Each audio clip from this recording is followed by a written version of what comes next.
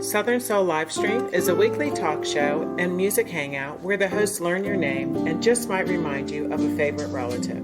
We spotlight fascinating people, discuss current events, and pay special attention to lifting up generations. So if you want to know more, learn more, be more, or just be, Southern Soul Livestream is the place for you. Join us every Thursday at 8 p.m. Eastern. Just log on, kick back, and experience the eclectic vibe. Check us out at soulLivestream.com.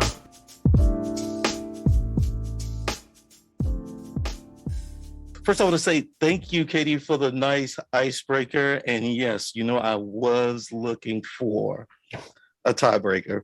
Anyway, I'm glad we're not giving out awards anymore. So I guess it doesn't matter, right? Oh, well. My bad. So, it's an awesome week this week because this is the first time we've done somewhat of what I'm calling a two-part series. Last week, we got to speak with Mrs. Bonnie Bracy Sutton, and she took us back through the history of education during the time from, post, after schools, integrated to in the 80s and the challenges in the community building that schools and communities did. And she challenged us. In the age of technology, she says teaching needs to evolve, teachers need to evolve, and parents need to understand the possibility. This week is a two-part segment that gives us an opportunity to dig a little deeper. Dig deeper into what many of us have learned, that during COVID and after COVID, we began to see some nuances for the children and the families that we knew had already been affected. We began to ask the question, what do we need to do for our children? How can we begin to provide the resources and support for our children? So this week we have an awesome panel led by Mr. Dr. Rudy Jackson Jr., in addition to some awesome educators. And Dr. Rudy, I'm gonna let you educate your team, but thank you all for being here. And I'm gonna be in the background. I'm gonna be listening for the questions that come up in chat. And as we get ready to go into discussion and Q&A, I'll pull those questions out of chat. So Katie, we'll just tag team that, and looking forward to tonight. Galvin, thanks so much for the introduction. I think we're all really excited to be here coming off last week's great show. We appreciate you opening up your space to have this conversation about education. We're all parents, we're all educators, and we could talk about education every day of the week, but we are really appreciative that you've brought this conversation to your show. I get the privilege of introducing 4 great panelists. These folks are all experts. These folks all have experience in education from pre-K all the way up to higher ed. And I know sometimes introductions can be a little long, but we have very short introductions. But it is very important to understand who everyone is, what their background is, and what kind of expertise they have. So I'm going to start with a brief introduction of everyone. So let me start with Mr. Yufi Dao, who is the founder of the Idea Farm Academy. The Academy serves underrepresented individuals in the greater Atlanta community by providing programs to close the digital divide through STEM-based curriculum. For more than 20 years, Yufi has educated pre-K through college students in settings ranging from Title I schools to facilities with juvenile offenders. Yofi transitioned from education to entrepreneurship and found his passion in the nonprofit space, helping people discover and monetize their passion by use of technology. He created the Idea Farm Academy to answer the question all great ideas start with, what if? Our second panelist is Ms. Lisa Ellen Rice. She is an educator for 26 years, currently works as the Career and Technical Education Instructional Facilitator in Charlotte. She began her career as a science teacher in both middle and high school. In 2007, Ms. Elam Rice became a national board teacher, earning her certification in early adolescent science. In 2009, she earned a Master's of Education in Curriculum and Instruction from the University of North Carolina, Charlotte. Her most recent educational achievement was in 2018, earning her principal's license through the School Executive Leadership Academy at Queen's University of Charlotte. With ebbs and flows in education, Lisa's passion as a teacher is driven by the success of her current and former students. Lisa strives to guide all students to become their best version of themselves, both professionally and personally. Our third panelist is Sydney Randolph. She's worked in early education for over 10 years and is currently a parent educator for Detroit Early Head Start. Sydney holds an undergraduate degree in education from the University of Michigan and a master's degree in public policy from Walden University. Sydney serves as a community liaison, workshop leader, and volunteer coordinator for several organizations in her hometown of Detroit, Michigan. In her current role, she helps parents and families pursue their personal goals while they help their children, birth to 4 years old, achieve their developmental goals. Sydney strives to create a future in which families of historically underserved communities proactively pursue early education opportunities as a vital component of their children's development. She's committed herself to helping both parents and the village that supports them truly grasp the importance of the first 5 years of a child's life. And our final panelist is Mr. Amir Billups. So after many years as a consumer retail manager, Amir decided to pursue his calling of becoming an educator, following in the footsteps of his parents and grandparents. Amir has worked for 15 years as a middle grades mathematics teacher in Fulton County Schools in Atlanta, Georgia. He holds an undergraduate degree in mathematics as well as a master's degree in educational leadership. His passion for education involves leading students to take keen interest in mathematics, particularly those from underserved and underrepresented populations. Amir has worked with students in and out of the classroom by being heavily involved in various after-school enrichment and mentorship programs throughout his career. He's a member of the Georgia Association of Educators, his local school governance council, and leads the Fellowship of Christian Athletes organization on his campus. And he enjoys barbecue football and spending time with his wife and 3 daughters. So in 5 or 6 minutes, you have a good sense of the folks who are in the room, the people who are going to provide their insight. We're going to share some resources that we have. And we've taken the time to really try to find out what we could give to you all that would be most meaningful in the first 30 or 40 minutes. But we also want to have an open dialogue in the second half of the conversation. So as you hear us go through some questions and give our feedback and expertise, please take notes. Please put notes in the chat or write them down, because once we finish, we're going to look to you, because we really don't know what you need until you tell us. And so we are going to be open ears. We're not going to just talk at you. We want to have a conversation with you. So with that said, we're going to have a series of questions, and 2 of us are going to lead on each question. And then as the conversation unfolds, others may jump in, but we'll have 2 leads on the first question. And so on the first question, our 2 leads are going to be Sydney and Lisa. So here's the first question. So we have fragmented pockets of success throughout our communities in regards to students thriving and achieving academic success. If we're going to make success more universal, we must acknowledge that parents and family have a significant role to play. And as I've mentioned, all of our panelists are parents. So for our panelists, what are the 2 or 3 things that you do with your children for the purpose of their development as good students, effective communicators, and strong leaders? So Sydney and Lisa, would you start us off? Okay. So this question is pretty close to me because when I was in my undergrad program, my babies were little. So I used them as like my little guinea pigs. I always say that. So everything that I soaked in my undergrad program, I utilized it on Zachary and Zoe. From the time they were born until now, 2 things that I make sure that we stay focused on is open communication and keeping a schedule.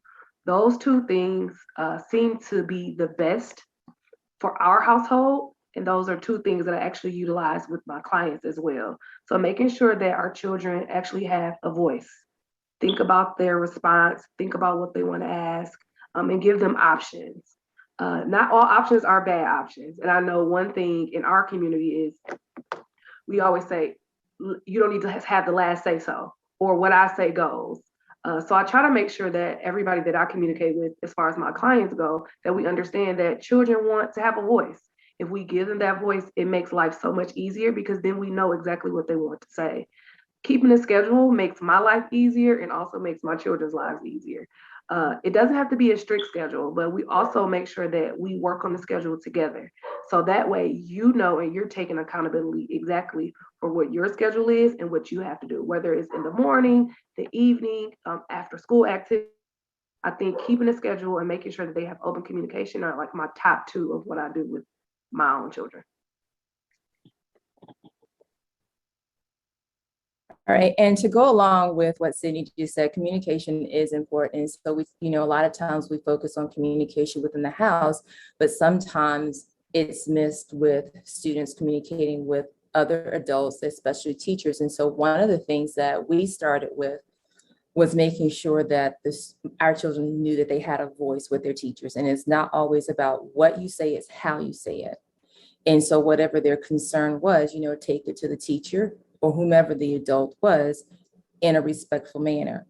And when they went into middle school with the age of technology and email, when communicating concerns with their teachers, we taught them to send their emails. So you email your teacher, but you CC us in the email.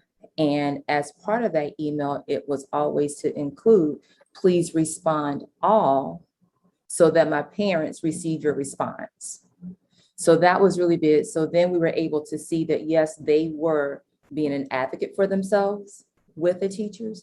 And so when they received a response, of course, we would see it as well, and then be able to communicate with them, okay, what's your next step?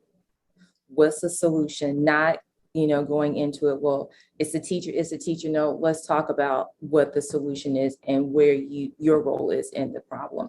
The other thing was just that, when they got grades on or earned grades on assignments, whether it was a good or bad grade, it was always, how do you feel? Like, how does this grade make you feel?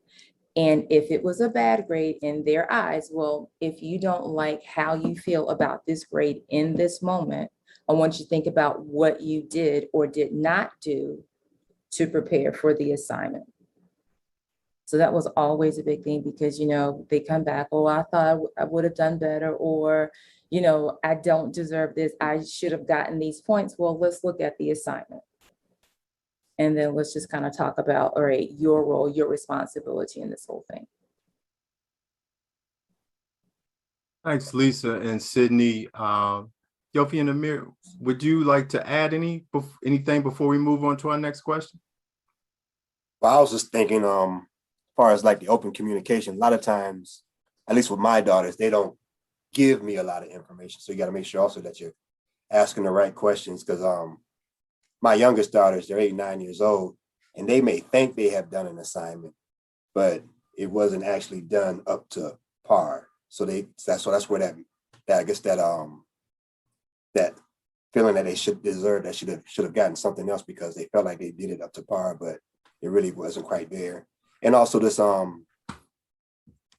verifying, because a few times they told me they did it, and I had to learn as a parent, like, this coming home after work is kind of hard, and have to follow up behind them. So I just had to learn, like, I actually have to look at these things. You just can't listen to yes, I did it, and probably many times they didn't actually do it, right, or at least not up to par.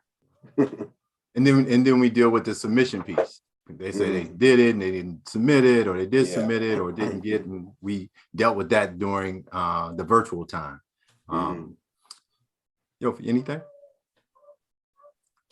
You're muted. I like to tell what we're speaking about. We drive home. We have 2 middle grade children, so we drive home that being a self-advocate component. We are at the point now where we explain to them that we explain to our children that we've given you guys an opportunity to enjoy childhood, but you're going now further and further away from us. And so we're going to let you realize how human you are. We're not so concerned with the mistakes. Our concern is the solutions to these issues, because ultimately we want you all to be independent and able to succeed, and not with us having to continue to tell you what to do, because the ultimate goal is for you to be independent. And so being a person that's a self-advocate is our key thing that we talk about. We tell them to think twice before you speak, think twice before you do. And we say these things because the general consensus is that a lot of youth struggle with communication. They struggle with really identifying who they are. And so we explain to them that being successful is almost as easy as just being aware of who you are, what your capabilities are, and then incorporating for success. And so that mantra of being a self-advocate, speaking up for yourself, thinking about what you do before you do it, it's been very helpful for us, and I hope it works going forward. Yeah. All right. Well, let's transition to question number 2, which for me is all about expectations, and we're all educators, and you can already tell that our expectations are very high. But let me ask the question as it's written. It says, when schools went virtual in 2020, parents were forced to provide a different type and level of structure and support for their children to learn. Many adults were able to see how challenging it can be to provide structure just for 1 or 2 children. So panelists, everyone here is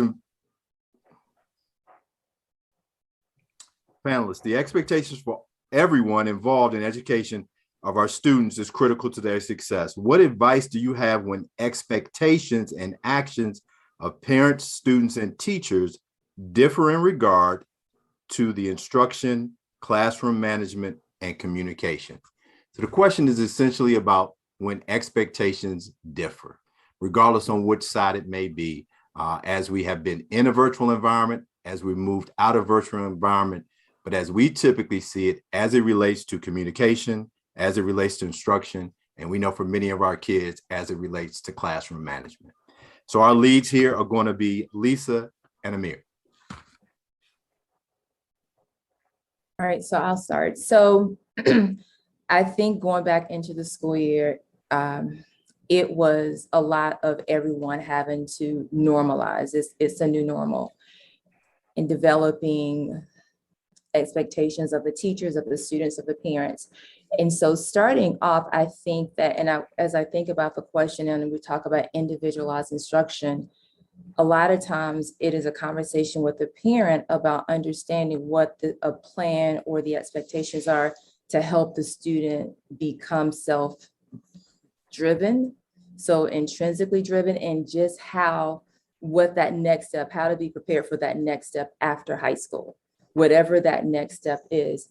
And so a lot of times it's the parents wanting the teachers to do all of these things, but let's think about what it is that your child actually needs, and then put something in place and monitor it and see if it's going to be effective. And if it's not, then we can meet again and come up with a plan. So it's looking at that data, right? As far as not just data when it comes to grades, talking about behavior, the social emotional thing, how they deal.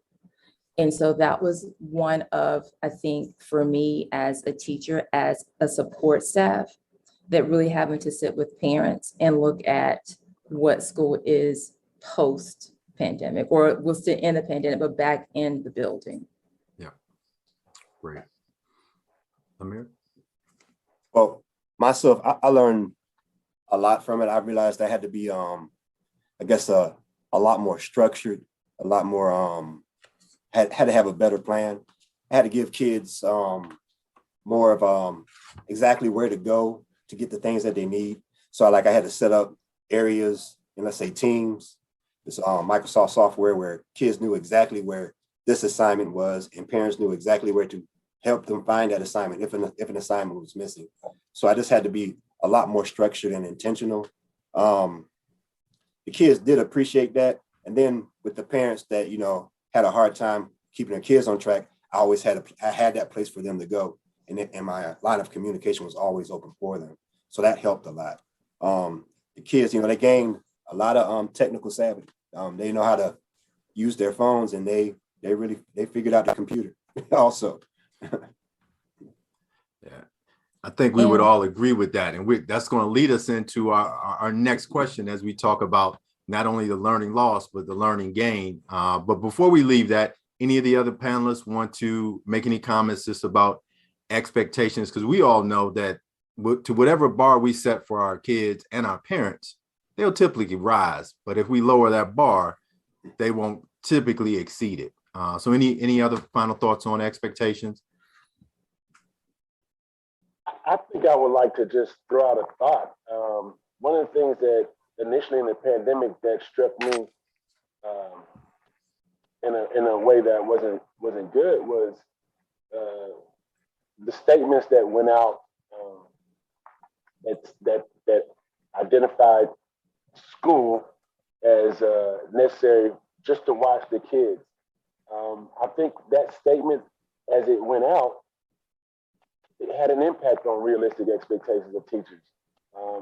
It was an opportunity for education to really tie in how parents are really necessary, how classroom management is a challenge. It was an opportunity to really to express a lot of things you talk about.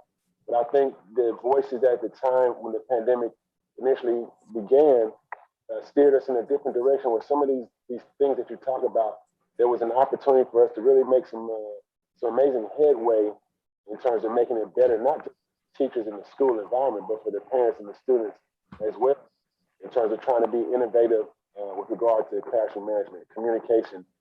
You started by talking about teachers teaching differently and parents having a new understanding of how opportunities abound.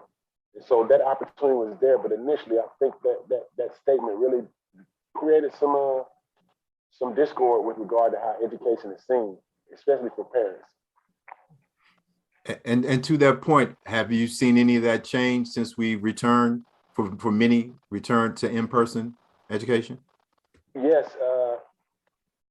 Initially, parents were, we got to get back in, we got to get back in. And now parents are, dealing with, we're back in, but being back in, disruptions can occur.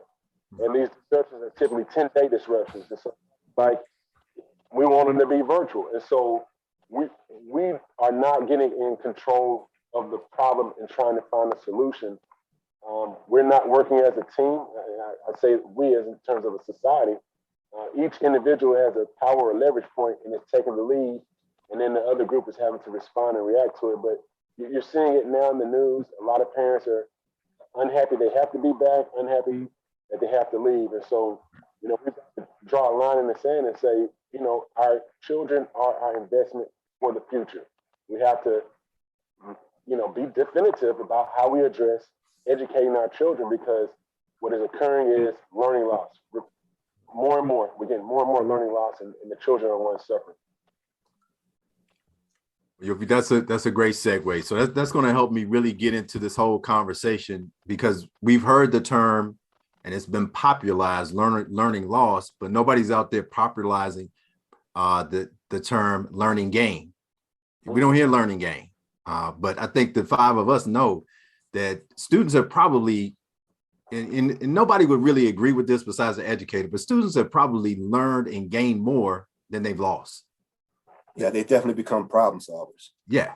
So just going down that road, what are the specifics? Because we got to help educate. We can talk about it all we want as educators, but if we really want to engage parents in a way where we can use this so that they can empower their students, because when a student learns something, they don't realize they learn it. They don't have that awareness. They don't even know that they got a tool in their toolbox to use. And so how can we give the parents and the students the actual vocabulary and the concepts so that they can understand, well, I'm more capable now? Because if these students had been in another country learning a language and learned that language when they came back a year later, they would understand that. They would understand the gain there. So tell me a little bit about the learning gain that you all see in your students. So I think that communication is a big one. When in face-to-face, a teacher can easily see when students, if they have students in the classroom, how the student's working at a math problem. Mhm. They can see the writing. And so they, at that point, when everyone was at home, it wasn't the teacher so easily being able to look over a student's shoulder. The student had to learn how to communicate their thoughts. They had to be able to describe the task that they were completing. And so with that, I think the students just gained their voice. They were able to maybe even deepen their understanding, because if you can tell what you're doing and how you got to that end result, it's more than just rote learning. So I think that was a big one. The other one is time management. The students didn't have a bell ringing to tell them what time they had to be in class. They had to keep up with, okay, class starts at 9 o'clock or at 9:05. I need to make sure that I'm logged in on time to make sure that I get everything, I'm there at the beginning of class. So they had to do more management of their behavior opposed to someone else managing the behavior. And I think that was really big. At least I saw that in my children. I would agree. Anyone else? Yes, I'd like to chime in as well.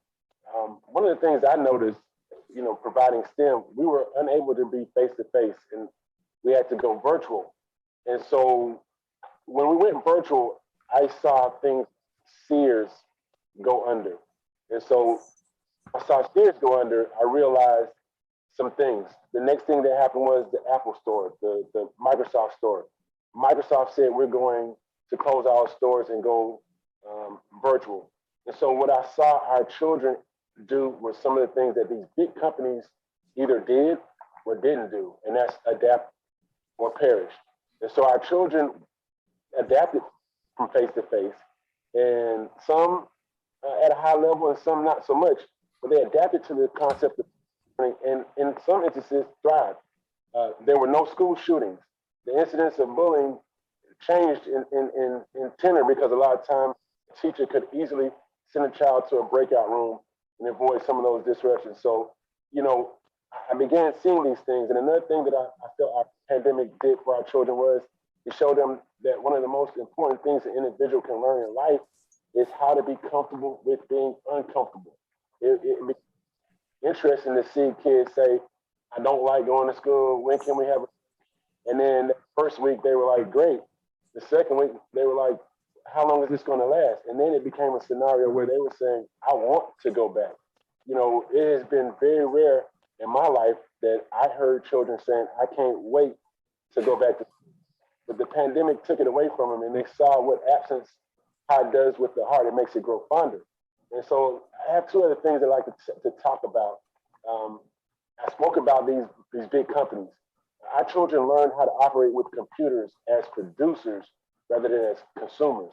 Computers had to be used during instruction and as a replacement for in-person school because of the pandemic. So they produced high quality work with regard to ELA or math, whatever the subject matter is. They got on their computer just like people at Phoenix, the University of Phoenix, and submitted their work just like they had been doing in the university level. And so when you see these things, it was just incident after incident. I tried my best not to accentuate the negative and accentuate the positive. And those were some of the things I saw, but the most important thing that I saw our children do was to become more in touch with their feelings. They were forced to slow down, forced to deal with anxiety, forced to deal with depression. And for us as parents, we also were forced to have to confront these things. A lot of times we're just too busy. But now we were in each other's company. We had to confront these things head on. And so for a lot of children, they learned, like Lisa said, how to find their voice and really get to some of the things that cause them stress and find some solutions to those stress. So to me, I feel like the pandemic is like the stock market. When it goes down for a lot of people. But the smart investor, it's an opportunity for growth, and our children definitely did So, Yes, please. Cindy. yes, I apologize. No. So I want to first start off by saying the one thing that I know for a fact that children gained was time. Our busy schedules, they're crazy. They're all over the place. We're taking our kids to school, we're picking them up, we have extra activities after school. And I took a moment within my own life to say, I appreciate the time that I gained with my children, because I will never, ever get this opportunity again at this age, at this point in time, to actually spend quality time with my kids. So whether it be they're online and I'm like, this is the answer, right? Because who really gets the opportunity? Like, let's be realistic. Like, who doesn't want to give their kids the answer every now and then? Whether it's, hey, we're going outside and we're going to eat lunch in the middle of the yard, right? Or we're going to ride bikes for recess. Like, that was the fun part that I think we don't truly realize that our kids really look forward to. So like my children did amazing virtually. They do go to a wonderful school. So I think that helps a lot. And just to piggyback on the previous question as well, this pandemic truly showed where our schools are lacking and who is thriving. And that is what a lot of parents open their eyes up to. I can't tell you how many parents I inbox me on a daily, asking me like, what do you do to find schools? Because this isn't working for me. So now they truly understand why their children why the children were lacking in school, because now out of school you see head on that the teachers all over the place, the kids are all over the place, they're texting and talking during the class. I mean, that happens in school. And so I really think that the time is like the most important, because I know for me and my children, we had a ball. Absolutely. And I cried sending them back, not because I was scared of COVID. I cried because I'm like, I'm not ready for them to go back to school. I had like that kindergarten moment, right? When you send your kids to kindergarten, you're just like, everybody's crying. And I had to like decompress and say, wait a minute, these kids are going to third grade, get it together. But that quality time that I haven't had that opportunity to have with my children, it was the most important and the most fun I probably had with my kids since they've been alive. I mean, we truly were able to pinpoint what we were lacking, what we were good at. I was like, oh my goodness, I cannot believe that my son is this funny. Like, he was comical, like the whole year. It was straight comics, and I understood why his teacher was emailing me once a week about his comics, right? But it was that part that I could truly, truly enjoy. And that is what we have to understand. We don't have that anymore. So us as educators, being empathetic for these families and understanding not only are we trying to keep our children safe, but we're now losing something that we have for the past year and a half. Right. Well, I'm going to move us forward just into our next question. And even though this question puts a spotlight on students who are struggling, I think we all know that we look and advocate for students who are middle of the road and who are high achievers. We don't just focus on students who struggle, but we know that sometimes parents are coming to us when students struggle. So this question specifically asks, when children are struggling academically, whether it's because it's too easy, too hard, uninterested, or because they're having social challenges, how can parents effectively advocate for the needs of their children? And I think we have Amir, you are our leads. Wow. I guess it's basically trying to figure out where you can go to help that child. For example, with my daughters, we had my middle daughter, she really struggles with math, which is kind of funny because I'm a math teacher, and I can't help her with math because we just bump heads like that. But she had a good relationship with Miss Combs at the time, and Miss Combs was tough. I mean, but Naomi loved her because she was tough on everybody, and she had high expectations. So we just really communicated a lot with Miss Combs, and she pulled her in for personal help sessions on teams. I mean, went beyond her duty, really. I mean, when she was off work, she was coming in on calls, and that's just something that I find amazing that teachers do, even though I'm a teacher. It just surprises me that the dedication of teachers like myself who just do more than what I expected, Right. So, Right. And just also, just checking up on them, verifying, making sure that they're doing what they said they did. Go to those avenues that the teacher has provided for you, because like Sydney, my daughters go to an awesome school. The teachers, they set up the program. I mean, from A to B, the kids knew exactly where to go. So I always ask them, what did you do today? And they can't say anything because they always have something to do. So they take me to the links on the website, say, we had to do this, this, and that. I said, go ahead and click on it. But I did it already, Daddy. I said, click on it, and there's nothing submitted. Or they did it and then submit it. So there's a lot of follow-up.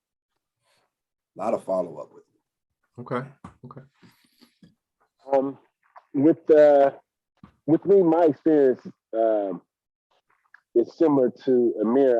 I taught for a period of time, and so I had opportunity to get an idea of what advocacy for your child or children in general can look like, and what you don't necessarily want it to look like.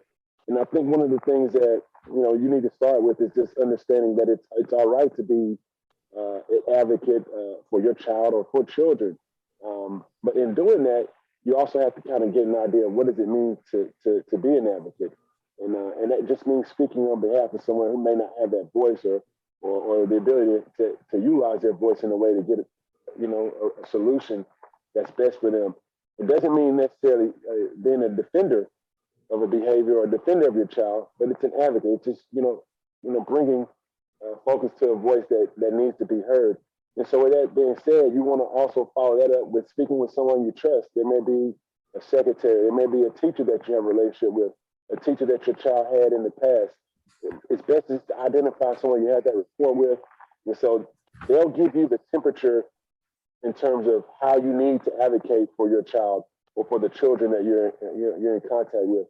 And so with that, don't be afraid to show emotion, but you have to be respectful. Teachers, we're professionals.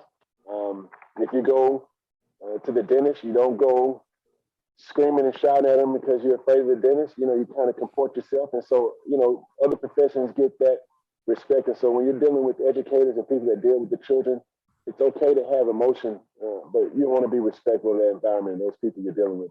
And I think those things will allow advocacy to take place in a way that works out best for the person that you're advocating for, and that's the child.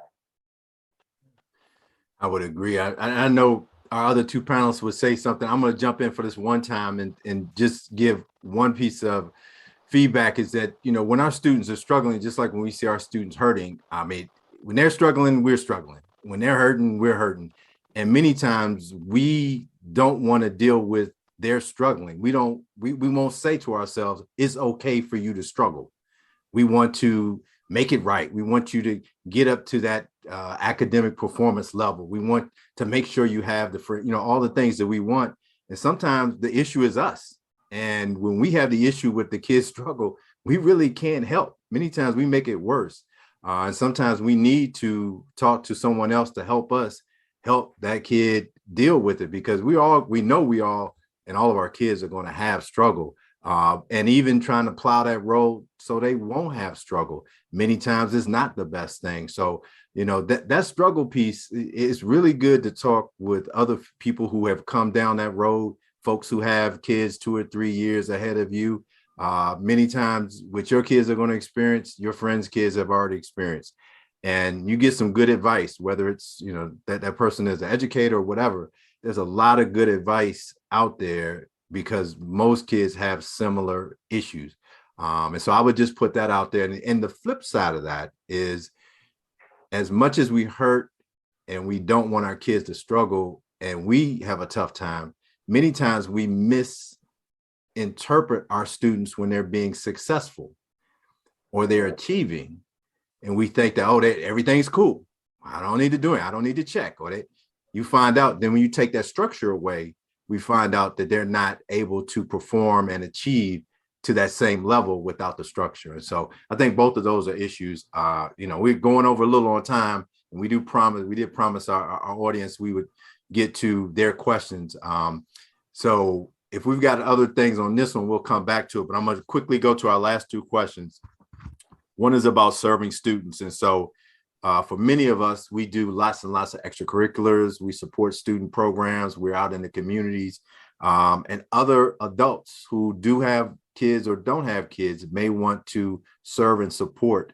And so we'd like to hear from the panelists about what are the ways in which you found that other adults can support students in their educational and personal development.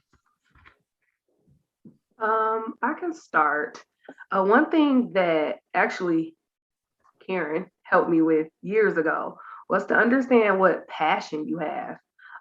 Because you may have a job working in whatever field you're working in, but you may have been a football player in high school and you love football, or you may have been a Girl Scout and you just love Girl Scouts, but you don't have that time during the day to actually be a part of those things. So I'm all over the place. I think you like mentioned everything that I do in my bio. But I am. So I love sports. So that was one thing I'm like, okay, I love children and I love sports, but I don't do it during the day. How can I do it after school? So now I'm the manager of my son's football team. And I try to volunteer pretty much wherever I'm needed. But one thing that's close to my heart, of course, early education is close to me, sports and grief. So I was able to take my grief and utilize that and say, okay, how can I help somebody else? So that is one thing that I say is really, really important. Understanding your passion because it's needed. We have tons of football coaches that do all sorts of things for their everyday job, but they come in, they can really instill into these children something that they learned, that they were able to come out of the city and do something great with their lives. So I think it's just understanding the passion and not necessarily saying, okay, I'm going to throw my career away and go coach Little League football, right? But you know that that is needed and you know that somebody had to do it for you. So I always say that about myself. Somebody had to take their time out to volunteer coach me. Somebody had to take their time out to be the leader of our Girl Scout troop. So in order for me to give back, to give what somebody gave to me, it's my job and it's my duty as a parent and it's as human here on this planet. We have to give back in some way. I know a lot of people are always like, well, I don't know what to do. I don't know. And I get that all the time. Like, I don't know where to give back or I don't know what to do. Well, if you like cooking, something. If you like playing sports, go play some sports with some kids. And it doesn't have to be actually in an organization. It could be on your block. You can go outside and join a basketball game or join a soccer game. It's always block clubs looking for things. So I always give all the parents that I talk to so many different outlets because it doesn't necessarily have to be like, oh, I need to join an organization. That doesn't necessarily have to be where you actually give back to in your community. That's a great point, Sydney. That's a great point. Other panelists? I was thinking, just show up. I mean, parents being present in the school hallways is a tremendous help. I mean, just we always have moms and dads show up and they just make copies and leave, and just seeing the parents walk up and down the hall. I mean, it makes all the kids straighten up because they say, "Oh, that's your mom. Okay, That's your mom. I don't want her to talk to my mom." Yeah, definitely. Yeah, I mean, there's always room. I mean, there's always room. Just the presence, really. Right. Any others? I'm gonna reinforce that. As an adult, you know, if you have a passion, volunteer in that area, mentor in that area. It's a great way to connect with others. The coach, you know, may have a commonality. A parent may have a commonality, but it's a great way to have a more fulfilling life. You know, you tap into your passion. You go out there, you give part of your life, and you get a more fulfilling life. So I'm on board with that. Tapping into your passion, just getting out there, and just getting involved, because the more teamwork makes the dream work. Takes a village. All these things, as we get old, we realize that they're not just cliches. This is what we saw those culture tags. This is real talk. So, Ms. Lisa, I'm going to transition with you. One of the things that we all have in common is we've all either led, been a part of, or supported great organizations, whether it be nonprofits, whether it be for-profits. And we were asked to identify one or two that are really doing great work or just really committed to the work. And so all of us are going to share a couple organizations. So would you lead us off with a couple of organizations that you want to highlight and showcase? I will. So I will start with InTech Camp for Girls. My daughter, Amia, started with that camp when she was in the 6th grade after having her first experience with coding with Gidget Girls. It was an amazing experience for her. She was able, like I said, from 6th grade through high school to participate, to learn coding, graphic design. And as a result, at the end of her freshman year, her sophomore year, she, along with a group of girls, submitted an app and won a trip to Facebook. And this was all through the mentorship of InTech Camp for Girls, started by one of my former students, Kalia Braswell. So for me, that was like me pouring into Kalia and then watching her pour into my daughter. It was amazing. Wow. And so there was a cycle there. So that's one of the programs. And then another one here in Charlotte, North Carolina called Empowerment, which is really good. And notice I said empowerment. So it's a leadership program. The mission is to empower young ladies into leaders. And so again, another student of mine. So again, I love the cycle that I'm seeing. I see what my energy has done for my students who are coming along and how they're pouring back into my children. Okay. Ms. Sydney, would you follow up? Yes. So the first organization I would like to highlight, is Kate's Club. So Kate's Club is actually in Atlanta, Georgia. And during my time in Atlanta, I had the opportunity to volunteer for Kate's Club. And I'm smiling so big because I absolutely love this place. I even go back and volunteer now that I'm in Detroit. I have gone back to volunteer at their camps as well. So Kate's Club is a grief organization, and they help youth from ages 5 to 18. So if the children have lost a sibling or a parent or someone close to them, they take you in. They have weekend camps. It's probably the most amazing program I've ever been a part of. And the comparisons up here, I'm just like, I just need to find something else like Kate's Club. But it's amazing. All the volunteers, they're like a huge family. It helps the children truly face their grief. I would say the very first time I went, and they call it a clubhouse. The very first time I went into clubhouse, probably about 60 kids who went around a circle and said, hey, my name is such and such, and my dad died. And that was a shocker for me because I use the term passed away or lost my dad. And they actually make these children understand that you didn't lose anybody, right? They actually died, because something that you lost, you can find. And it blew me away to see these 6-year-old babies say, hey, my name is such and such, and I lost, and my sister died. And that was so impactful for me. I just kept going.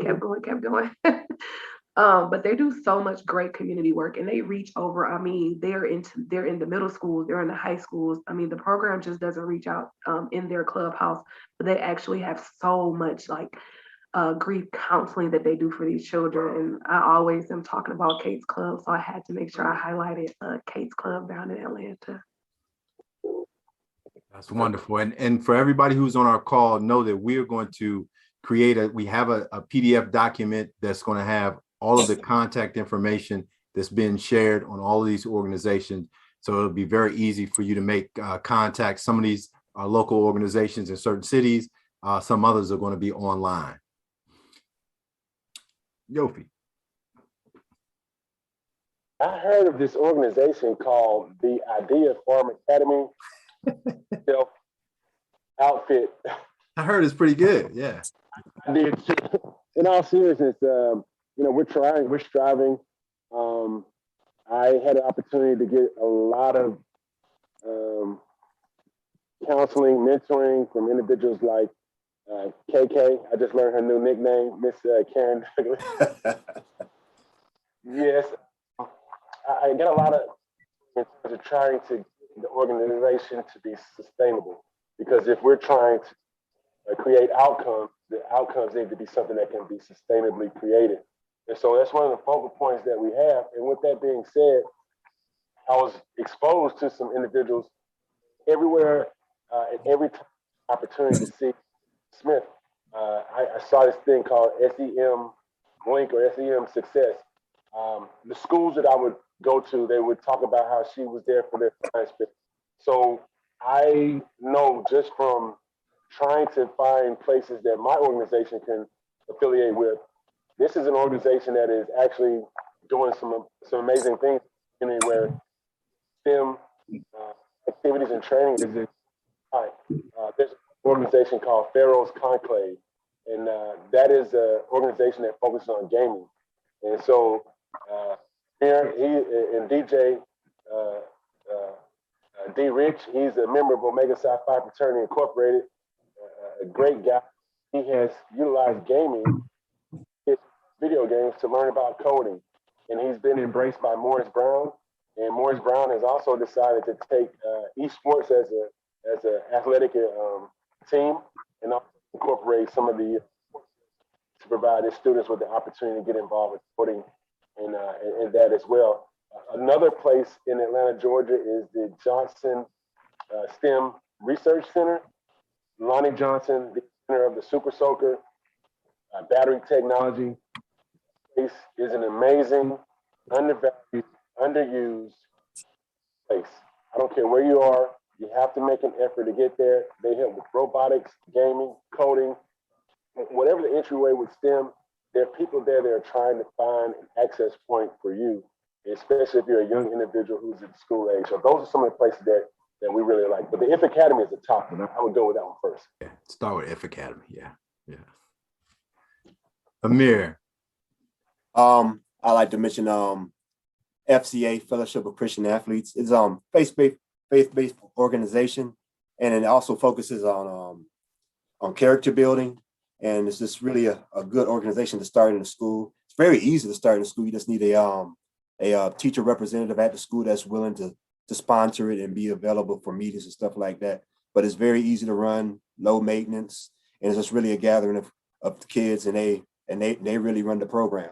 Also, I like to go a little bit old school on this one. I didn't realize they were still around, but it's like the Boys and Girls Club of America. Yeah. I mentioned that because that really kept me out of a lot of trouble when I was a kid, especially after my father passed. My mom, either she would pick me up and drop me off there after school, or that's where I would go straight after school, and I would be there all day. And the guy who ran it, and it's probably much like this in the Metro Atlanta area, is like he didn't let any trouble come in there. Everybody was welcome, but no trouble was allowed. So it was a really safe place for teenagers, and I believe it still is. Any more?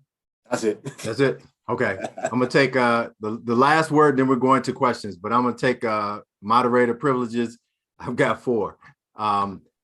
Here in Atlanta, in Gwinnett County in particular, in the northern suburbs of Atlanta, in Gwinnett County Public Schools, there is a community-based mentoring program for African-American males and one for African-American females. It's run by a guy named James Rayford. If you go to the Gwinnett County Public Schools website, you can find out, just Google it.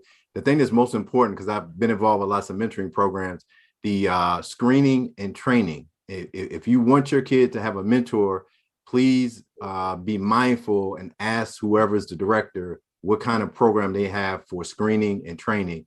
Some are very rigorous, some are not. It doesn't mean that it's going to make somebody a good or bad mentor, but we want to make sure at least they're on the same page of what the expectations are, and you want to make sure they're going to do a background check. So that's one mentoring program.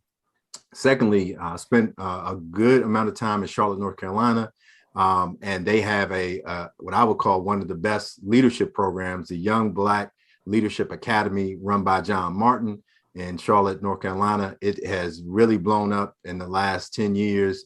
They have taken they're taking their kids around the world to do service, and they're teaching them leadership skills. So many people just call it YBLA, but it's Young Black Leadership Academy in Charlotte. An online option, many of our kids need tutoring again, whether they are struggling, whether they're taking AP calculus. I came in contact with Dr. Sessions, who runs Sharp Sessions. And again, all of this is going to be in the PDF, but she has an online tutoring, math tutoring, and SAT prep. I've been doing college prep for a long time, since 2006. This is the only SAT prep program I have found that I will recommend. My 2 daughters will go to this program. And so she has a wonderful way of teaching math and preparing students for the SAT, and in particular, the math section of SAT. And then lastly, if your kid is trying to go to college, you need to see College Prep Professionals, the business that I run. We help students get into all types of colleges, in particular top 100 colleges. Try to show them how to stand out and try to get prepared for admission and to earn scholarship dollars. So you'll see all four of those resources, those businesses in our resource guide. So with that, we are 10 minutes over 9 o'clock. We are dying to get to your questions. So Karen, if you would, we're going to pass the baton to you to guide us into the questions from the audience members. And I'm actually going to pass it over to D. Rich because he may have something to say about the resource list out there. Okay. And to thank you too, I'm guessing. Yes. Thank you, Dr. Rudy Jackson Jr. My pleasure. Thank you, panel. Thank you, Amir, Lisa, Sid, and Yofi. Thank you guys for giving us an opportunity to just really hear from not only educators, but parents. Yep. From people who just can break it down and keep it simple. The good news is that we've been asked to say, hey, there's a lot of great resources that are shared during the show. Can you make sure that they're available so we don't get lost in case we can't find it in the chat? So if you check in the chat, I've posted a link and I've already taken the 2 flyers that Dr. Rudy Jackson posted, and I've added that to the page. So what you can do is, if you're looking for the resources shared by Sid, just scroll down, you'll see her name. The one shared by Lisa, scroll down, you'll see her name. And when I get a chance, I'm going to link the other organizations. And also there was a chat that came up for someone who would like their nonprofit organization to be featured. We'll capture that from the text and we'll add that as well. So let's step into some questions. I got a few questions. One, let's say, came for Mrs. Bonnie Bracy Sutton. And I knew she's going to challenge us with this question, but I'm going to give this to you, Dr. Rudy. She says, can we use objectives to show progress and not just grades?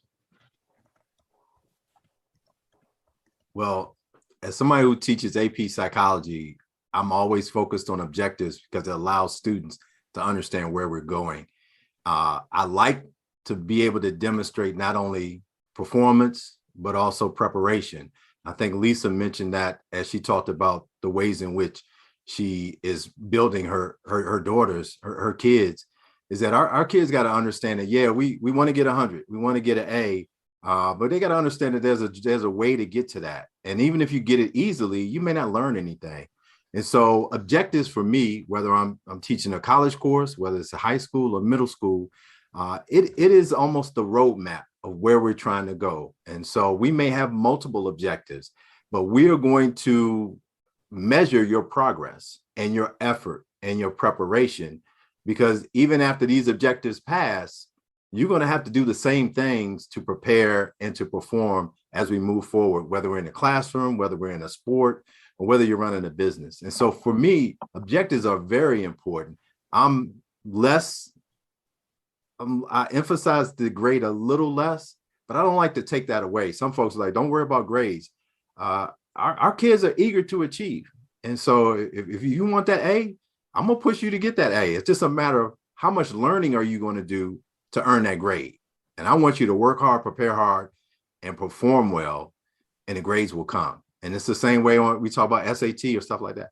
It's about your preparation and what you expect. How many hours a week are you going to prepare? How many hours do you study versus having that phone in front of your face? So objectives are important to me. And I'll turn it over to the other panelists to speak on objectives and grades. Sure. So- Thank you, Dr. Rudy. And just had a part B of that. When you say objectives, just for a parent, can you give us a few examples of what those objectives? It could be someone else. I just want to kind of, take it home, right? I know the grades, right? But can you give us an example of what those objectives could be? So when I'm talking to my son's teacher, maybe I could, talk her language. Math is a great example. So I'm gonna shoot the pass over to Amir for a math objective. Well, an objective is really more like a learning target. Target. I'm actually asked to put objectives and learning targets on my board every day. Yeah. So the learning objective for this week was students will be able to combine like terms to solve equations. So that's the objective. So that's our goal. And today I actually graded a test about that today. So kids, let's say a week and a half ago, they weren't so good at it. And I gave a test today where all the free response, they were worth 2 questions. And I had several kids who would do the entire problem correctly, get down to the last step, everything absolutely right, and come up with the wrong answer. So it's kind of like, I didn't really I focused on the grade, but at the same time, I focused on the objective. So they are able to combine like terms, they're able to solve the equation. We just got to work on fixing that last step. Instead of doing, the problem was like 8 divided by 4, they're doing 4 divided by 8 or vice versa. So I just had a discussion with them personally on the objective about how you're there, but you're not getting it completely correct because of that last step. And that's showing growth. I mean, the objective is all about showing growth, and every kid has growth within their own learning. So you have a kid that's 100% kid as far as grades, but he can also grow. And that's what the objective is for. Awesome. Katie, go ahead. I think you were getting ready to jump in there, Katie.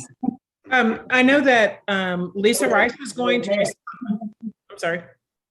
Lisa Rice was going to respond, and then we also have a question from AK and a comment from SEMLink, which is SEMLink, which was an organization that Eufy McDowell actually shouted out during his recommendation of organizations. So I'm going to grab Lisa first, and then AK, and then Takiwa Smith. Okay. So thank you. So I want to piggyback on what Amir said in terms of sitting with the students. I think it's important to make sure that the students understand what the learning target is, that they're able to communicate it, because a lot of time it's written in non-friendly student version or words. And so making sure that the student is able to communicate that. And then after an assessment, requiring the student to sit down and look at what they got wrong, and then actually work back through the problem, because it becomes it's their data, it's their mastery of the objective of the standard, and they need to know the steps where they went wrong so they can fix it the next time. Because too many times we'll just say, okay, you got a 95 on a test. Well, what does that really mean? If a student doesn't actually sit down and look at that gap, that unfinished learning, if you will, that kept them from getting that 100. Or that kept them from getting that B or that A. So I think it's really important as teachers and even as parents with my own children, they got to be on a test. Okay, we need to sit down this weekend and look at what happened. What questions did you miss? And let's talk about what you can do differently the next time to prepare. Because again, with grades, we have to remember that some students are driven by grades. And so to take that away, you're leaving out a group of students. And then the other students, I always think about, they are driven by relationships. So regardless of what's going on, a student may not do anything with you if they don't have a relationship with the teacher. And then you also got to look at the relationship between the teacher and the parent to make sure that at home, the parent is not saying, oh, that teacher don't know what they're talking about. Don't worry about it. I'm going to go in there and I'm going to get on that teacher and get that grade changed. Awesome. Thank you, Ms. Rice. I love those answers, and they definitely have taught me something new in a different language to communicate. Before we go to another question, are there any other responses?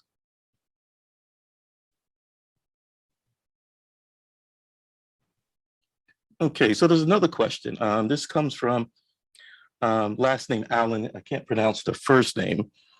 I would have to hear it first. The question says, I'm curious, do those of you who are public school teachers, administrators, feel that charter schools are positive or negative competition? Oh, that was actually my question. Oh, that was your question? Yes, that was me. My question doesn't have to. Oh, so you were using like a code name or something? I think it might have said KD. I had actually, so would love that question to be answered. I don't want to jump in line in front of other people though. So we did have a question in the chat from Anissa, who was asking about struggling kids and struggling parents during this period. So I'll let her ask that question, and let's save me for last. Good evening, everyone. So One of the things, I'm also a parent educator, and that is not an easy balance. And I just want to put that out there to parents who are not educators. It's like being, if you're a minister or preacher and you have kids, sometimes your kids have that same syndrome, right, as preacher's kid. It's like, oh, my parent is a teacher, so I must be perfect and all of that. How do you support parents in understanding the uniqueness of their children? Like, I think education is still very cookie cutter, and hopefully we are going to shift the narrative of that, because everything doesn't fit every child. So even with the pandemic, some kids excel virtually, some kids suck, some kids at hybrid worked. It's not just in content, right? Like the path to success is not always a straight line. It's squiggly, it's all of that. And it comes with failure, it comes with mistakes. And as much as we want our children to just be okay and all right, that it is also okay when they do fail. What's not okay is failing and not learning from the failure. What's not okay is not having the takeaways. So how do you assist parents with their anxiety? Because the true heart of a parent is for their child to do their best, right? We all want kids to be successful.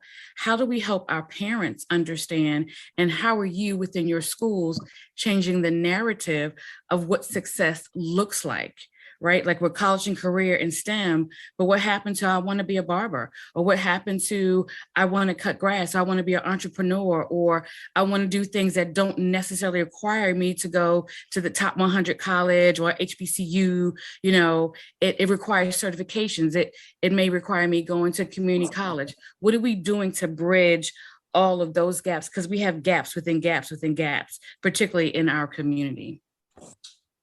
So I'll start off because it was a loaded question. So first and foremost, I want to make sure that I'm saying one thing I do with any parent that I speak with regarding their children, right, is have them have a voice and let them know that the small thing that you kind of don't want to say or you don't want to mention, it's okay to mention.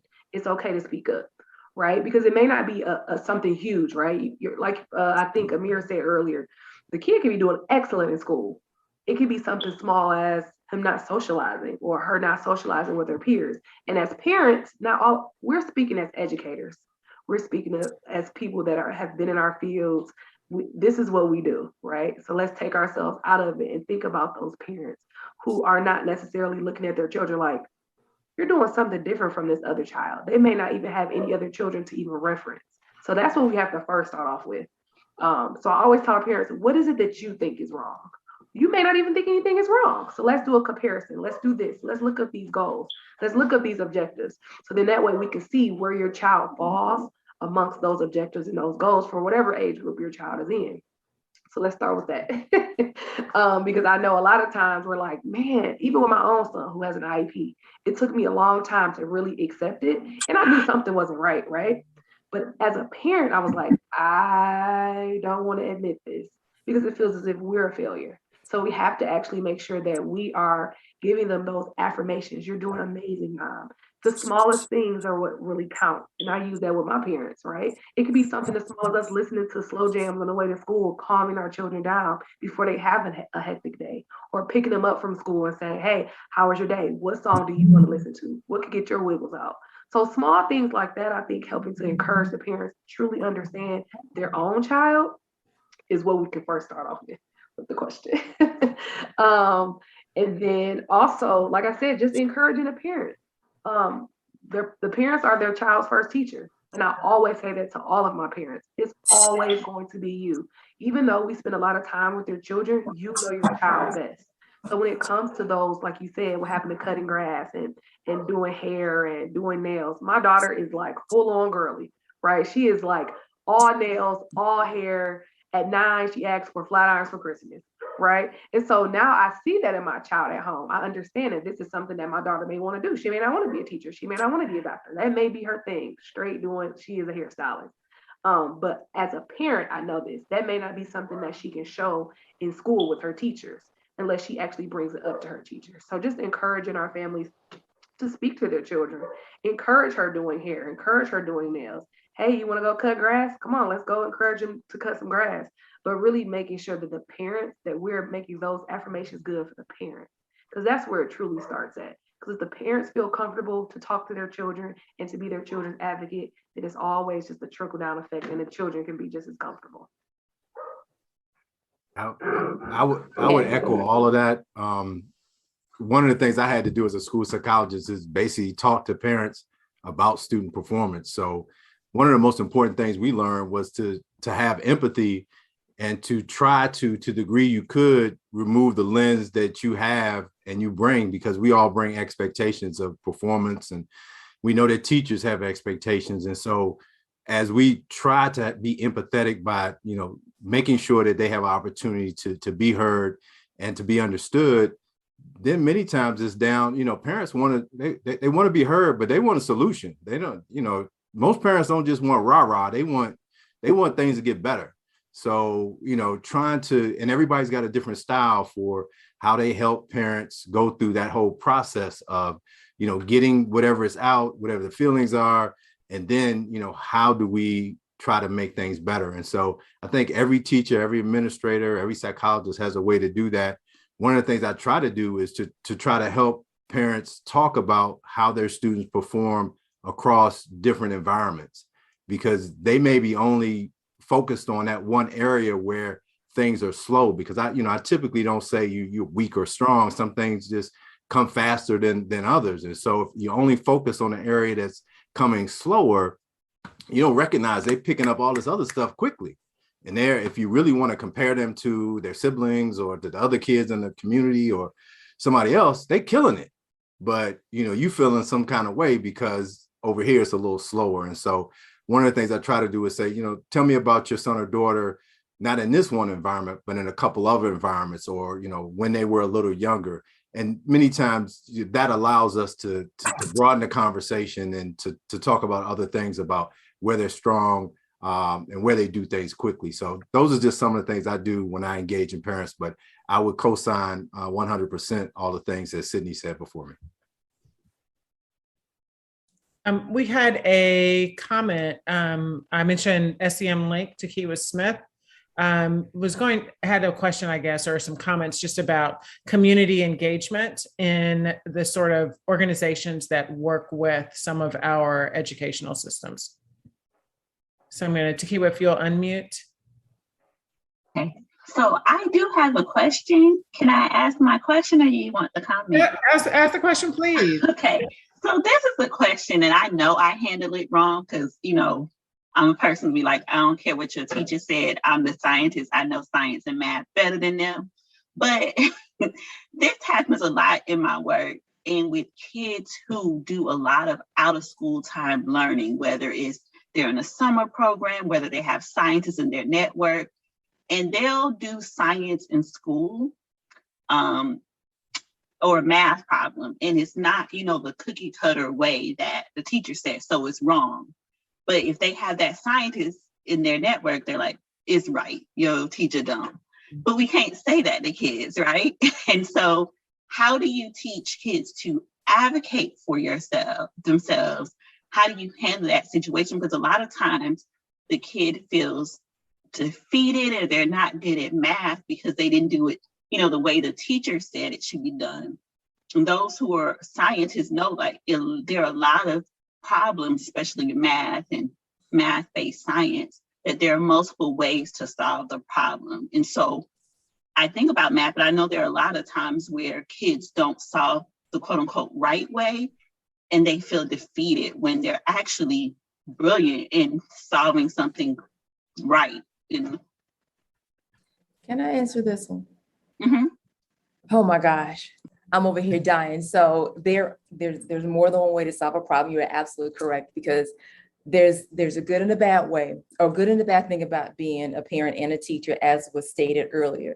And so my daughter, when she was an elementary school teacher, took off points because she didn't solve the math problem the way she wanted it to.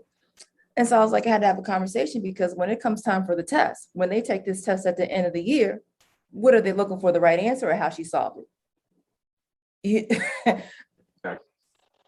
So I always remind I tried, well, I did before by mistake, but you can't pull it over. You can't pull anything over my eyes as if I'm not an educator.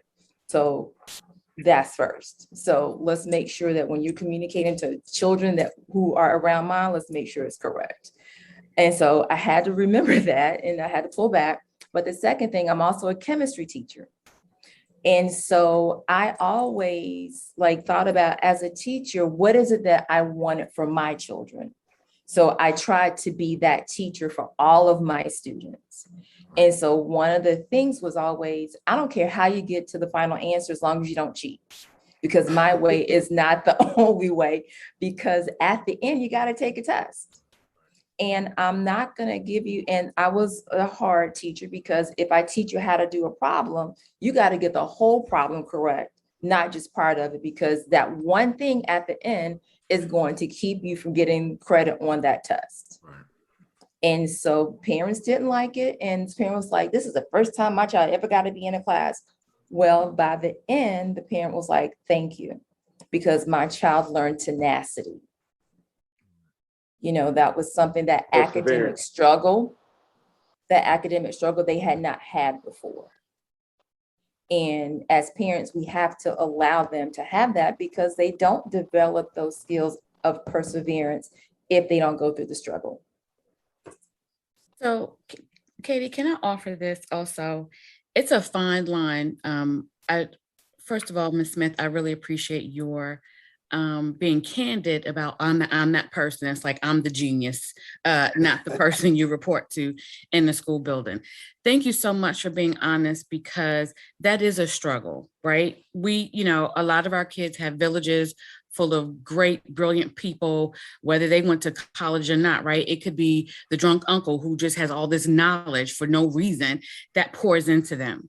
I think what's important is when we create, we have to be more diligent as parents and as educators to create better relationships with each other and kind of come out of this, my way is better, your way is better, whether it's home or school. So the first thing is, as a caregiver, as a parent, learn what the expectation of the curriculum is. Again, I'm in agreement with there are a gazillion ways, and I'm an English teacher. So I know a lot of times the struggle is with the sciences and the math because it's formula or whatever. Whereas I'm over here like, well, how do you interpret Shakespeare? We could be a little bit more ambiguous when it comes to some things, right? So that's always kind of a struggle. But I think the bottom line is that we all have to be on the same page for the child. And this power struggle about who's right and who's it really is more of a disservice to the child. So first, we have to be really articulate about what curriculum requires us to do, what standards. I don't care where you send your child, private school, charter. We all have standards and structures and things that we must follow, right? And so I think articulating that to parents and caregivers is important. And parents, you asking, well, what is expected here? Because I want to teach them 5 different ways, but what is the way that they need to demonstrate in the classroom? We have got to do better about our relationships, because we get into power struggles. And I've seen some of my colleagues and I'm like, you went up to the school clowning like that? You know better than that. I know you're a parent, but we can't clown the people who are responsible for pouring into our children, right? So let's be very careful about how we align and build relationships, because we have to be on the same page when it comes to the students. No, AK preach a whole sermon with that, right? A whole sermon. We have a question from Marianne Lachlan, please. Marianne, go ahead. I'll unmute you, or unmute yourself, please. Good evening. I just had a question about universal design or multisensory learning. So we homeschooled our youngest daughter, and I noticed that I figured out how she learns best. And I was wondering if they're incorporating any universal design in the classroom, if that's been implemented. I know it's been talked about here and there, but I haven't heard of like a whole school implementing anything like that. They should be. They may call it differentiated instruction. They may call it universal design. There's a lot of different terms out there in education.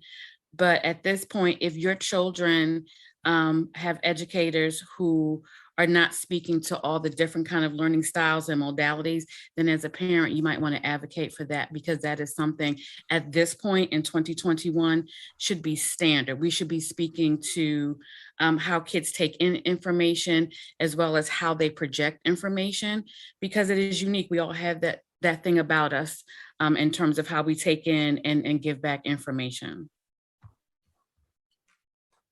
And I would just say, I would agree with AK, and being in the higher ed side, what that requires is teacher training. And what we're talking about is, many teachers, especially teachers that have been in the field for over 10 years, going through 3, 4, 5 cycles of what we would call pedagogical approaches or instructional approaches. And many times they start the first 3 days of the school year and they get their professional development. Somebody coming in there about a new way to teach whatever, they like, dude, forget this. We're really not trying to do that. So that goes back to the relationships that AK was talking about. When we're really talking about how we're going to meet all of our students' needs. And I like the fact that you've taken it upon yourself to learn your students' need. The other piece is going to be your student learning to be, learn how to learn for themselves when they leave and being an independent learner. But it's great to say that, and great to say that's the expectation. But understand, it ain't no switch. It ain't no 5-hour course you're going to go to learn how to implement effectively universal design, differential instruction. And then the other piece is that we see that there's differences across primary, secondary. We talk about elementary, middle, and high. I just sat in a school council meeting where the middle school instructors are now trying to give more introductory or guided instruction, and then trying to be more of a facilitator. Well, that's great, and that's a great design. But when they get to high school, that's not the design that's not the learning environment they're going to encounter. And so as we're trying to be better educators, as we're trying to make all students' needs, understand as a parent, you've got to advocate. And in many cases, as you support, you're really building your son or daughter's skills to be effective in every environment. That's what we're trying to do. I don't care. It's just like playing cards. I don't need to have the best hand. I need to know how to win with any hand. That's right. And that's what we're trying to do. And some tell people, us, if you have the information. I email my daughter's teacher. She's a senior. Every year since the 9th grade, I send an email to all her teachers introducing us, or her parents. I articulate what her strengths are. I articulate what her limitations are and how she learns best. She's a project-based learner. She's audio-visual. She's kinesthetic. I don't wait for them to figure it out, or hopefully they'll give an inventory. I've given her inventory. Yes, as someone said earlier, your kids are your guinea pigs, best day, hard day, whatever. And so I give the teachers the information first. You as a parent, you know your kid, and we're hungry for that information. Someone said earlier, talk to me about how your child deals in other situations. Go be proactive. Give the information to the teachers first, right? To the guidance counselor first. And that way they can help go, oh, that's great information. And they're really appreciative. And I know as an educator, I'm really appreciative because you are with your child more than I am. And so when you can give me that information, I can go, oh, that works. Even if it's personal information, like the dog just died, or, we just lost grandma, and give them the information first so they can tailor that support and what they need, and also not misconstrue the behavior as just, they're a teenager or they're just acting out and go, oh, grandma just died, so I need to pull her off to the side and maybe talk with her a little bit, or, whatever the case may be. Don't wait for the teachers to figure it out. Give it to us first. I love that approach, AK Free. You just sparked something that I'm definitely going to add to my menu. I'm surprised the number of times I've told the teachers that my son is extremely motivated by incentives and awards. And I'm surprised that after I told them, they dust off their award star system and started using it. But in my mind, I didn't realize that I needed to say that, right? But with me being an email and a template person, I'll definitely be drafting that email and getting ready for the second grade. So thank you for that one. So I'll say a quick little interjection here. So I love exactly what AK said. One thing I think that is very important that we don't do as parents, we don't do the research about the schools that we're sending our children to.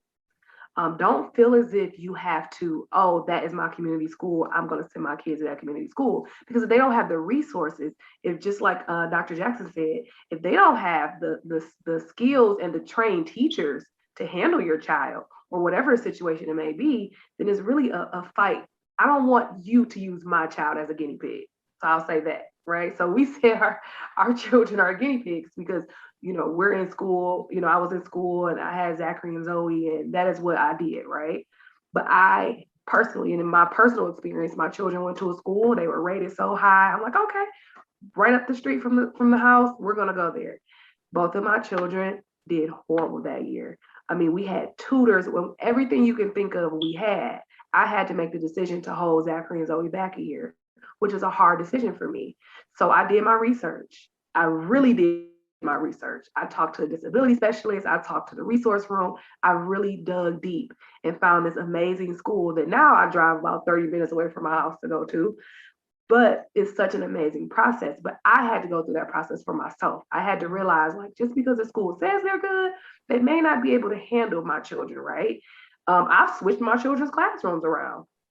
I met a teacher.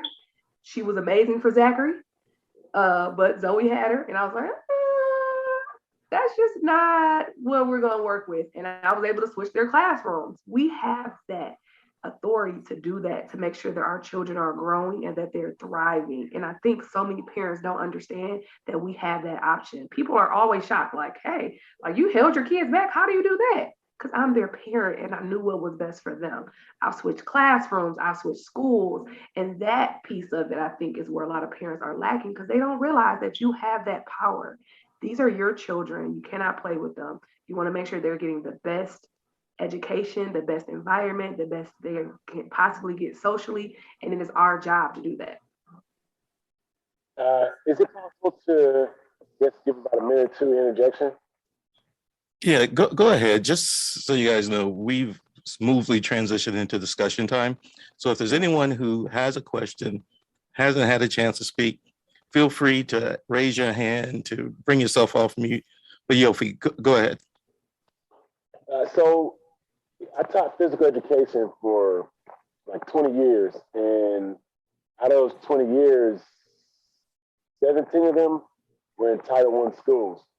And so within the first week of teaching in a place that wasn't a Title I school, I saw the difference in voice that the parents have in comparison to at the Title I schools. When I was at Title I schools, we almost had a sense in terms of leadership where they were discouraged with regard to parental involvement. And for me, what I realized, what I thought may be the issue, is that the leadership and the vast majority of those educators don't live in that community and aren't a part of that community. And in some sense, don't really see the value of those people in that community. And so when they're dealing with them in issues or scenarios come about where parental involvement, community involvement is the key to doing it better, they really want to push it back. And you see schools now more with the communities in schools, parent liaison, all these different things. And they're there in part because a lot of people in a system have advocated for more parental voice, because they see what parental voice and parental involvement does for schools in those more affluent communities. And they want the same type of opportunities for their children. So when we talk about, speaking up and knowing about your child and utilizing your voice, there's a segment of individuals who need quality education really in a terrible way, whose parents are in a cycle of not understanding the value of educators. Their parents didn't have a voice, and those kids had bad experiences, and those kids became parents, and they don't have a voice. Now their children are having bad experiences, and those communities are in the same position they were when the mom went there and the grandma went there. because the leadership that continues to be there is establishing a status quo instead of a growth model that's inclusive.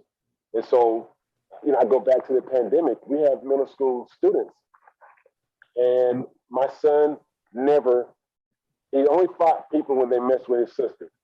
He got to sixth grade, got in a fight within 2 weeks with his best friend. And then a week later, got another fight with his best friend.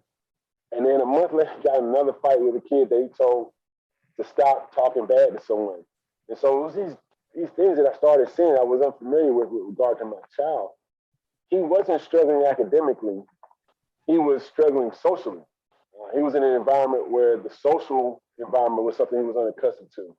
When we got into the pandemic, it was in his sixth grade year. The virtual was something that, initially he didn't do well, but they were able to get better at it. And so now that he's in the eighth grade, what I've told him, he's an athlete, is that, you're going to probably go to high school simply for social. You don't get a chance to participate in your extracurricular and your electives, but we're going to try to get a virtual component for your core academics, because we know for you, you're trying to figure things out socially, and your future is going to have a component of your academics. So we don't want to put you in a scenario where, because you're an athlete, you're at a school and that's what they want you to do, but they're not focusing on the more important things. And so as parents, we realized that a lot of parents don't have that option. They don't have the ability to navigate a future for their child, to help their child with the future. So I bring it right back to the point of the vast majority of parents are in scenarios where schools are the way they are. They have very little access to money. They don't tap into the village that exists around it. And so it's a great challenge that can be met. I think that this pandemic, again, is a great opportunity for us as parents, because of the disruption, to come in with a plan that's a benefit for our family, for our children, for our village, while the school system is in disarray. I don't say disarray, but trying to deal with the politics and the reality of it all. We need to come forward with the reality that we want our schools to be better for our children, and not just the building in the community. We want it to be a place of value in the community where our kids want to be, desire to be, and not just that, need to be. And that's my 2 cents. Awesome. Thank you, Yofi, brother. I mean, you inspired this comment. I think we're at a great place for closing statements, closing remarks.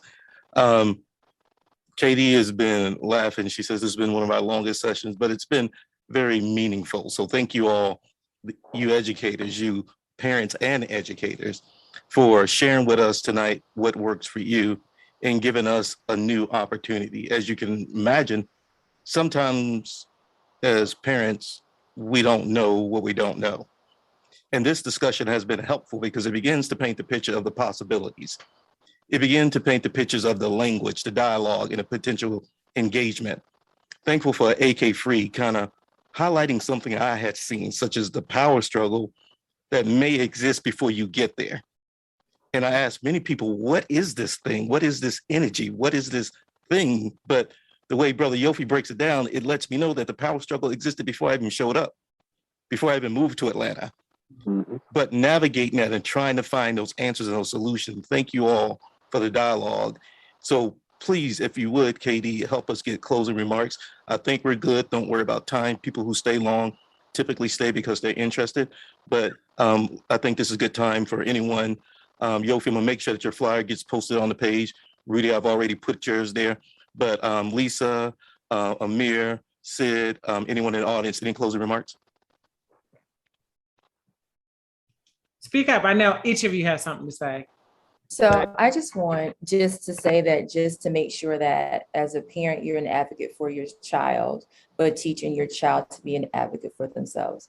I'm at the high school level, and something that AK Free said, where she said that she has been sending emails to her child's teachers since she was in the 9th grade. So many parents stop communicating, stop being involved once their child hits high school, because they think they don't have to do anything else. That's the most important time, because now your child is on their way out to being an adult without having the support. So I think it's important to make sure that you teach your child to be an advocate, but you're an advocate for your child. Go ahead, Sid. Brad, I'm playing with the unmute button. I always want to say that as parents, as educators, and just as parents in general, we have to understand it's the smallest things that make an impact in our child's lives. And I think that is one thing that I have noticed just being a parent myself, not just being an educator, but it's just the small things. Sorry that my dog's in the background barking. It's my time. But it definitely is, it's the smallest things. And we have to realize that as parents, you know, it's something as small as listening to a song on the way to school that can brighten your child's day. It doesn't have to be some super magical potion that you come up with to make things better. It can be something as small as you walking your child from your car to the front door of the school. And I think that is what I want to make sure all of our parents realize. Thank you, Sydney. Words of wisdom. Amir. I guess as parents and teachers, we just have to realize that the kids that are coming to school are the best that the parents have. I mean, they're sending us their best. And we have to realize that at the same time, we need to give them our best through the struggles and through the victories. Thank you, Amir. And Yuffie, I see you jamming, right? He's going to take us out with music. I'm over here jamming. Right? Keep it, Rich. We're loving it. We're loving it, D. Rich. We're loving it. Go ahead, Yuffie. College is a hard one to do now. You got it. I just had to say thank you, Karen, for inviting me. Thank you, Rudy, for moderating. Thank you, DJ Data Dog, for also in this. Thank you, everybody, for the panel for what you all said, because as a parent, you know, one of the things that has made me a better parent is listening to other parents. My biggest strength that I've ever come to recognize is that I don't know much of anything. And so I learned how to listen better. And so I listened to you guys tonight and learned so much, and I'm very grateful for it. So thank you guys. Thank you. And lastly, thank you, Dr. Rudy Jackson. You got some words of wisdom to take us out with. Well, I don't know how wise it is, but I'll just share just a couple of thoughts. One of the things I said earlier was about, you know, we put a lot of focus on our kids who are struggling. Just be mindful for our kids who are meeting our expectations or high flyers. They need our support, our attention. Many times they get left to the side because they're doing everything we ask them to do, and they still need our attention. The other thing I will say is for the kids, especially over time, that seem to do the best in the long haul are those kids who develop a good sense of self, who kind of know who they are, and so they got self-knowledge, and they learn how to self-master. They have self-mastery, and if we can get them by 12th grade to know how to master themselves in any environment, those kids are going to be fine. They'll figure out all the content and all that other stuff. But when they can't master themselves, they just have challenges. It's harder for them to meet their potential. And so I just try to, you know, I still let grades be a target, but for me, it's all about preparation and effort. And if you want to be chewed out, it's going to be about preparation and effort, whether you're my kid, whether it's a student, whether I'm coaching you, that's just, and we just start there. And so those are the final three things. And again, Calvin, Katie, thanks for the invitation. I learn a lot from listening to smart people. I never want to be the smartest person in the room. So I appreciate all y'all. Thank you for joining us at Southern Soul Livestream Talk Show. Join us weekly at soullivestream.com. If you're joining us live, we'll take a quick music break and then come back for a discussion with the audience.